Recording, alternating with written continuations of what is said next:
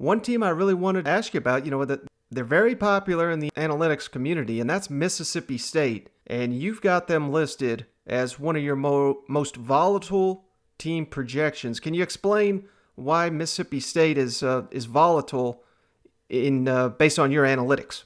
Yeah, I mean it's year two of Mike Leach. It's really year 1.5 because can we really count last year as a full year? I know there wasn't full spring, there wasn't full, so it's a little bit of returning production numbers aren't quite what they might be with a full season.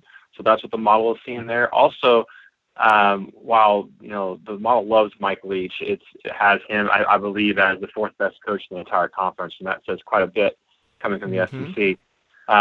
It just it doesn't really know what to think of Zach Arnett yet. He had a decent year last year, his first year in the SEC, but it's only 1 year of him, and the model isn't really quite sure what to make of him yet.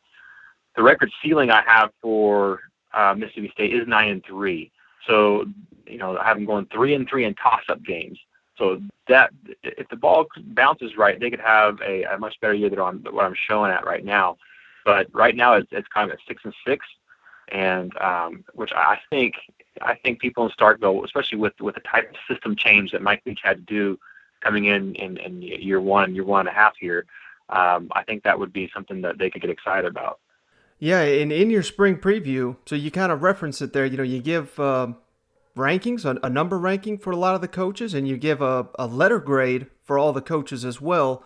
And I'm glad you hit on Zach Arnett there because that's one of the biggest ones that jumps out to me. You got him as a D+, but is that more of a factor of, I believe your model states you really need at least 3 years before you can give a guy a grade. Is that kind of why you've got Zach Arnett based on your model at such a low grade there? Yeah, that's just a lack of data. I don't consider the grades to be solid until after 3 years of data is logged, so going into their fourth year. So anything, any coach that is less experienced than 3 years in any system anywhere calling plays, the grade is somewhat fluid. So you can kind of take that with a grain of salt right now. Here in 2 years, we'll know more about who Zach Arnett is from an analytical standpoint anyway.